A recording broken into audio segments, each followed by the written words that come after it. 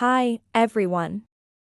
Welcome to Think in English, the channel for learners who want to speak English with more confidence and fluency. I'm Sarah, and I'm here to help you think in English and speak more naturally, step by step, day to day. I only ask you for 5 minutes of focus, and at the end of this video, you will notice how your English is being unlocked. Today, we're diving into something super exciting that will completely transform the way you speak English. You know that feeling when you hear native speakers talk and wonder how they make it sound so natural and effortless? Well, I'm about to share with you the everyday English words that will make you sound just like them. Before we jump in, make sure to hit that subscribe button and ring the notification bell so you don't miss any of our upcoming language learning tips and tricks. Let's start with something we all use every single day but might not be using correctly. Have you ever noticed how native speakers rarely say "I'm very happy"? Instead, they use words like thrilled or delighted. These natural alternatives make your English sound instantly more authentic. Here's another game changer. Instead of saying "I think," native speakers often use phrases like "I reckon" or "I suppose."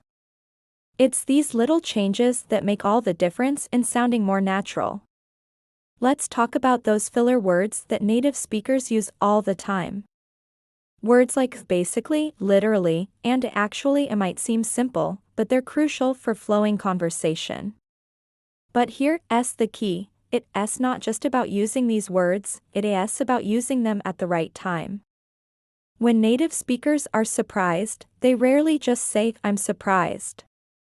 They use expressions like "no way" or "you're kidding." These reactions come naturally to them, and after today's lesson, they'll come naturally to you too. Here's something interesting. Native speakers love using contractions. Instead of "I am going to," they say "I'm gonna." Instead of "I want to," they say "wanna." Yes, these are informal, but they're absolutely essential for everyday conversation. Let's move on to those tricky transition words. Forget about a "furthermore" or "moreover." In everyday speech, native speakers used plus, also, and anyway. They're simpler but much more natural.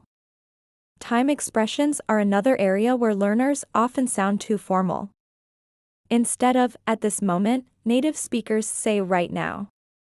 Instead of "in the near future," they simply say "soon" or "in a bit."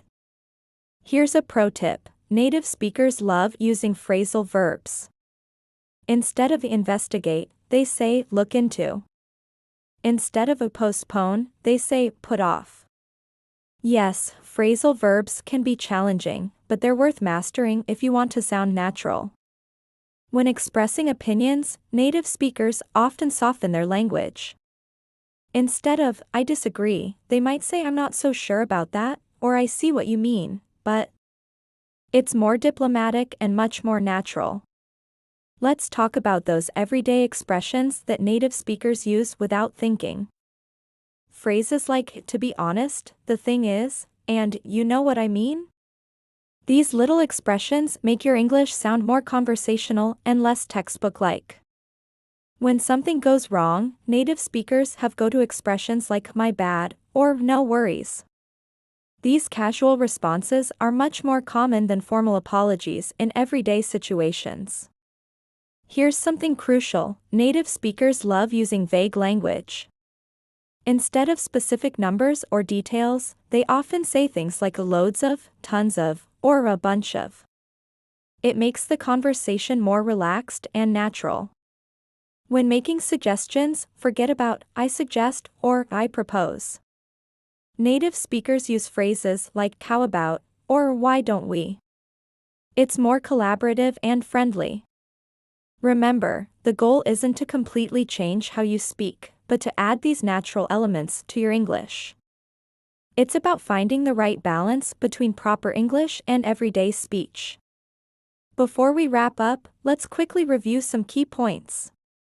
Remember to use contractions, embrace phrasal verbs, and don't be afraid of informal expressions in casual situations. These small changes will make a huge difference in how natural your English sounds. I hope you found this video helpful.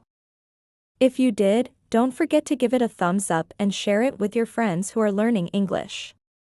Drop a comment below with your favorite everyday English expression, and let's learn from each other. And hey, if you want more tips on speaking natural English, make sure you're subscribed to our channel. We've got tons more content coming your way that will help you sound more like a native speaker. Thanks for watching, and I'll catch you in the next video. Stay awesome, everyone.